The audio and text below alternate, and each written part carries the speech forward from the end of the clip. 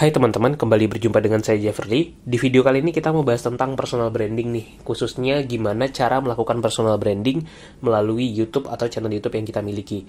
Kita akan bahas berbagai kiat dan tips inspiratif melakukan personal branding memakai channel YouTube.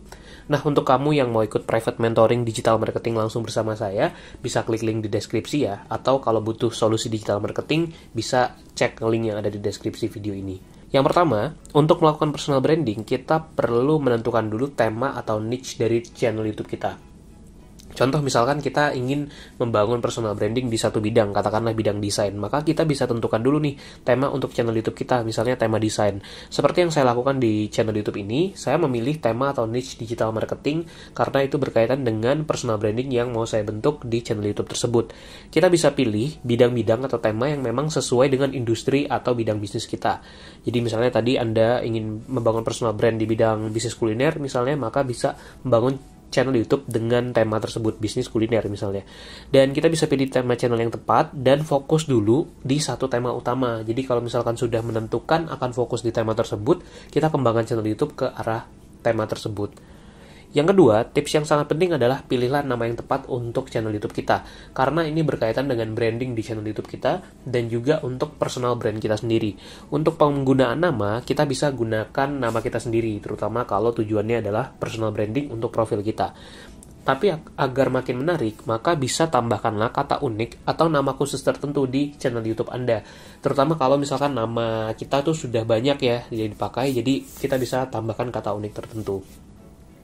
Yang ketiga adalah siapkan identitas visual. Walaupun kita mengelola personal brand, kita tetap butuh identitas visual, terutama terkait pewarnaan dan style tampilan untuk thumbnail ataupun visual dari channel YouTube kita.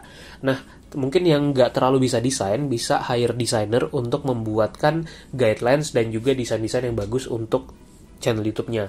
Atau kalau misalkan mau mencoba sendiri, teman-teman untuk bikin thumbnail YouTube yang bagus itu bisa gunakan tools dari Canva. Tutorial lengkap pembuatan thumbnail pakai Canva ada di deskripsi ya. Tips yang keempat yang sangat penting adalah tentukan jadwal upload dan buat dulu content plan untuk channel YouTube kita. Contoh di channel ini, saya menerapkan jadwal upload itu upload satu video setiap minggunya, yaitu di hari Senin. Nah, kenapa jadwal upload ini penting? Tujuannya ada beberapa. Yang pertama adalah supaya kita bisa lebih disiplin dalam mengelola channel YouTube. Dengan adanya jadwal upload rutin, kita mau tidak mau akan membentuk habits agar kita produktif. Misalkan, kalau jadwalnya seminggu sekali, maka tiap minggu kita harus bikin video baru tentunya. Kemudian yang kedua, ini bermanfaat supaya penonton tahu kapan ada video baru di channel kita. Nah, yang tak kalah penting, siapkanlah content plan secara reguler di channel YouTube Anda. Misalkan bisa buat rencana konten untuk secara bulanan atau misalnya dalam 2 bulan ke depan. Jadi kita sudah tahu konten-konten apa yang perlu diproduksi untuk channel YouTube kita.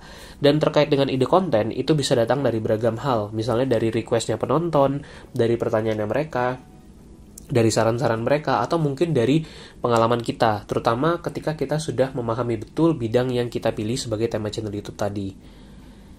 Tips yang kelima, bangun engagement dengan penonton, karena ini penting banget untuk memaksimalkan channel YouTube kita. Engagement ini bentuknya apa? Bentuknya bermacam-macam, misalkan bisa berupa komentar di video-video kita, like, share, dan berbagai bentuk interaksi lainnya. Nah, untuk membangun engagement, ada beberapa tips yang bisa kita gunakan. Kalau bisa, balaslah komentar secara rutin di channel Anda untuk saling berbalas komentar supaya orang-orang tuh tertarik untuk komen di channel Anda.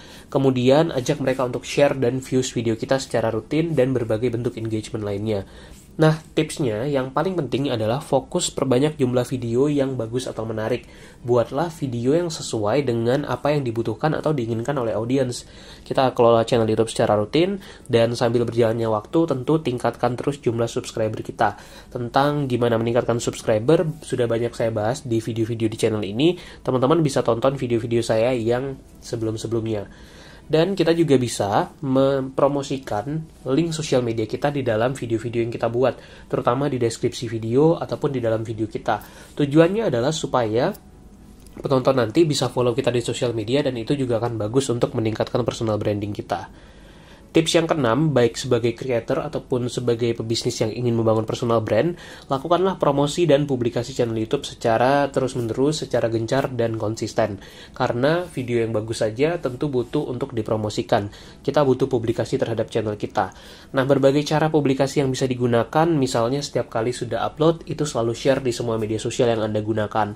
Atau kalau bisa juga kolaborasi dengan creator lain untuk memperbesar jangkauan konten kita. Dan yang paling penting, manfaatkanlah semua media publikasi yang bisa Anda gunakan. Misalnya WhatsApp, akun Instagram, atau akun TikTok Anda, website Anda, karya-karya Anda, semuanya bisa dipakai untuk mempromosikan channel sosial media yang Anda miliki, khususnya channel YouTube.